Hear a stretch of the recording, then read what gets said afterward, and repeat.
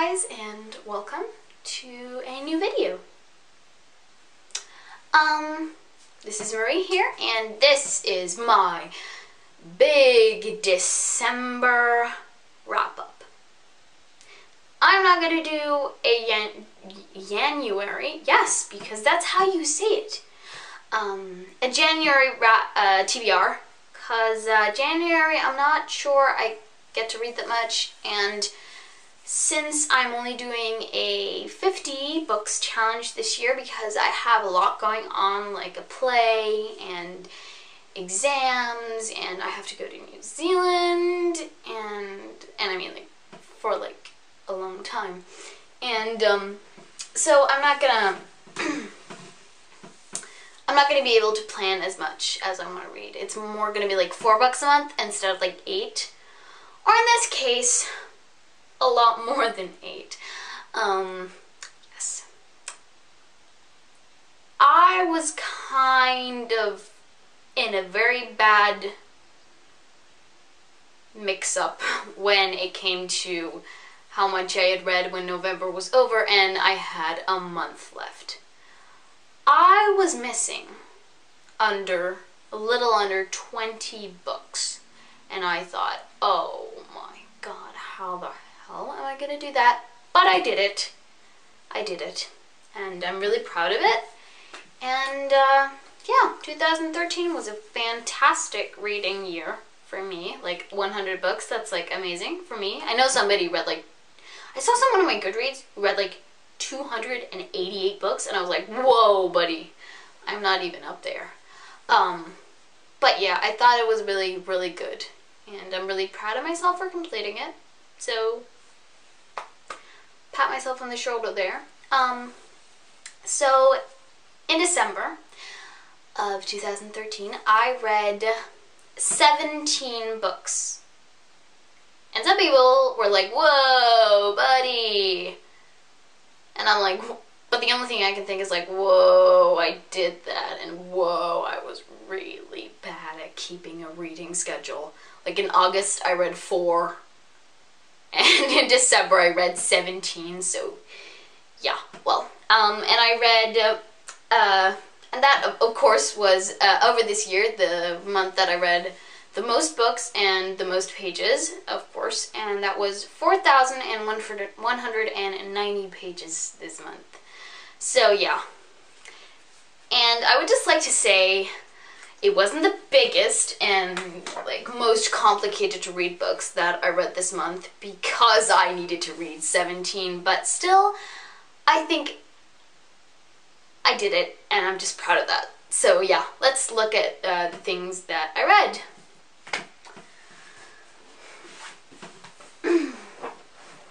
As you may have seen on my last wrap-up video that I uploaded from November, well, not in November, but from the month of November, I started reading the rest of my Princess Diaries books because I'd started that, and I explained that in the other video. So I read the rest of those books, which was 6 books or something, I think. They aren't the, you know, they're not very long, but they're very good, and I really like them. Like, they're so sweet and really relatable to a girl in my age, and still really awesome. So I read The Princess Present by Meg Cabot. I mean, all of these are by Meg Cabot. So The Princess Present, and then I read Party Princess, Sweet 16 Princess, Princess on the Brink, Princess Mia, and Forever Princess. So those are all the Princess Diaries books, and I read every single one of them. So yeah, that was kind of a series I finished. So it was in my good reading year.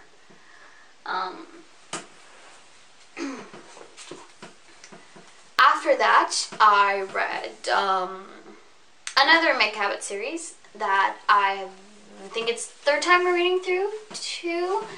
Might be the 2nd. I don't honestly really remember, but it is really good. I mean, it's sort of out there when you think of like chick flick, and I would just like to say this is chick flick month. December 2013, chick flick month. But I read a lot of chick lit, and did I say I don't even know? I don't even know what's coming out of my mouth anymore. I forget like 2 seconds after I said it. I am 101% convinced I am a goldfish. Moving on. I read Airhead series by Meg Cabot, and it's about a really smart girl who's like really average, kind of normal, whose body is destroyed, and her brain is transplanted into a supermodel's brain because the company needs to retain their big image, because they invested a lot of money in the supermodel who got a brain damage thingy. And it might sound really sci-fi, but she actually managed to keep it very realistic and still chick litty. And if I call it chick flick or chick litty, I'd just bear with me. And oh my god, is that the phone? God damn it, I hate this. Damn it, I should put the phone.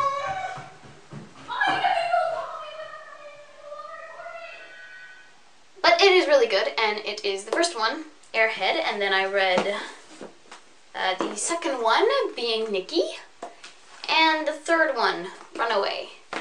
I mean, you know, brain transplants and stuff, it sounds really sci-fi, but it's really not, and it's really hard to explain what these books are about to people, because they're like, oh my god, this sounds so weird, do you really want to read that? And it's like, yeah, I want to read that, and it's actually quite, realistic, and it doesn't have anything with sci-fi to do, but that's okay, you know, I'm just gonna go over to this corner and, read my book. So, yeah, the next one I read was, Stick O Company, by Richard Kipling, and I said the Danish title because my edition is in Danish. It was my mom's. That's why it looks, you know, kind of old, which also means that it smells amazing. I mean, this is like therapy to smell one of these. It was my mom's, and it was quite okay because sometimes, you know, I need to read Danish to keep up, so I don't completely turn English. And so in English it's called Stocky and Company.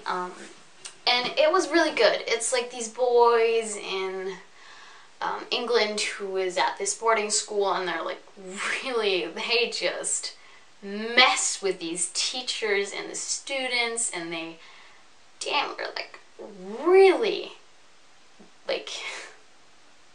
naughty.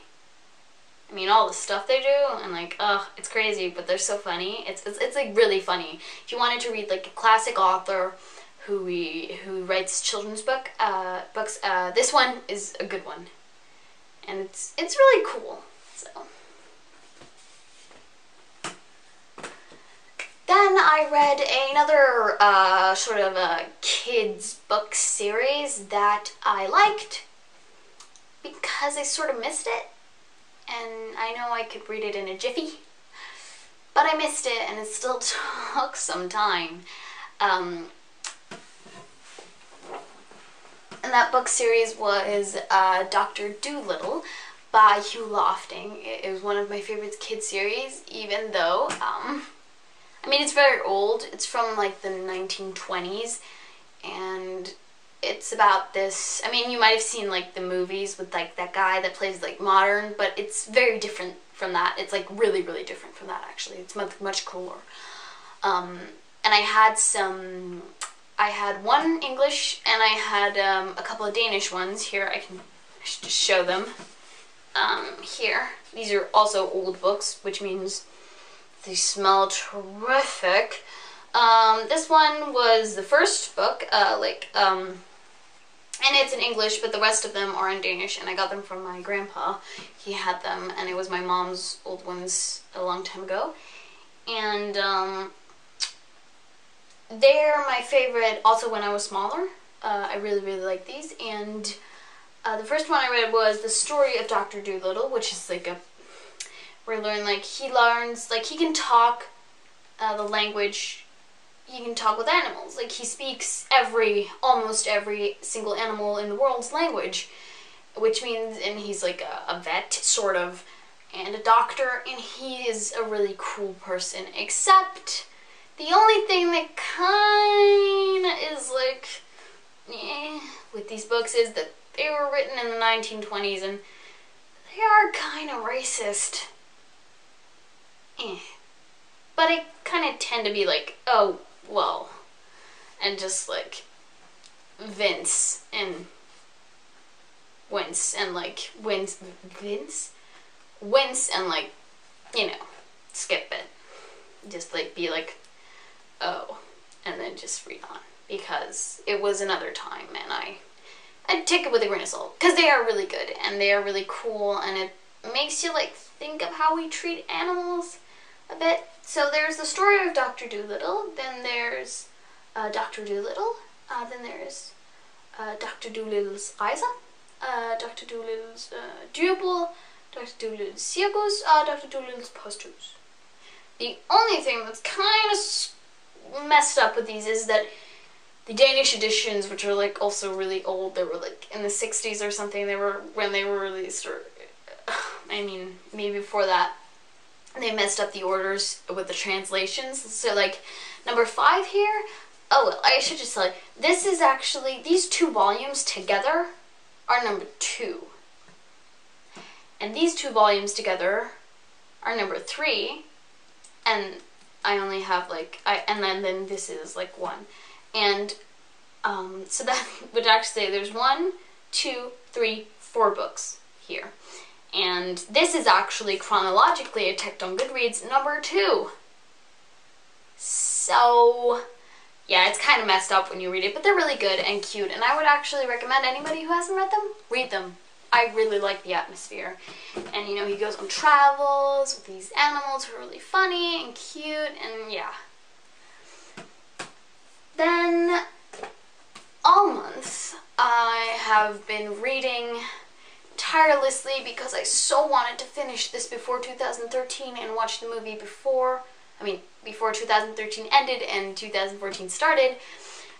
I read The Return of the King by J.R.R. Tolkien, the last book in the Lord of the Rings. I mean, I am done with the Lord of the Rings now, and I'm gonna read the Silmarillion next.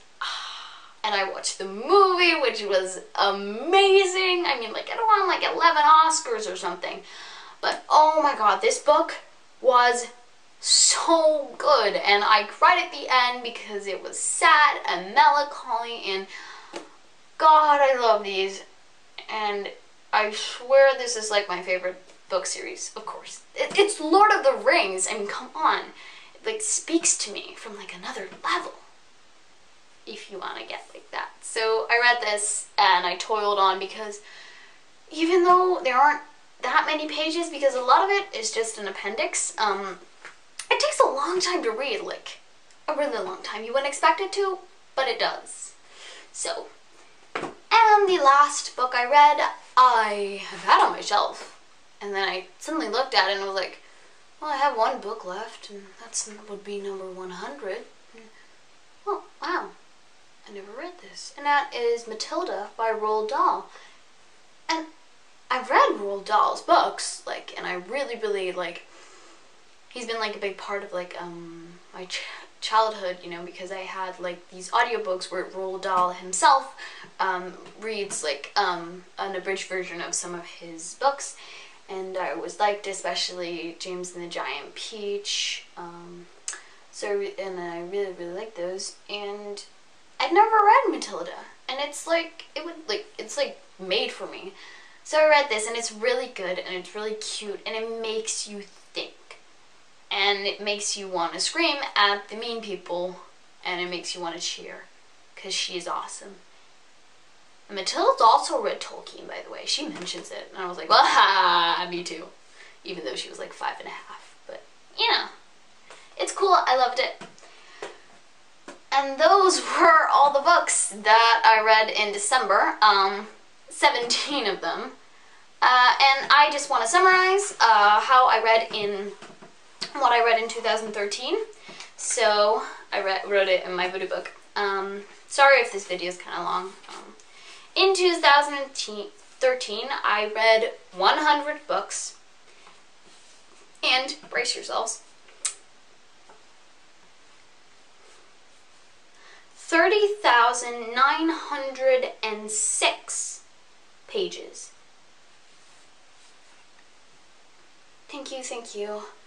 So that was what I read in 2013. It was an amazing reading year, and I'm so glad that I completed that challenge. I'm not going to do it next year because I totally don't have time, but 50 would be like a reasonable goal.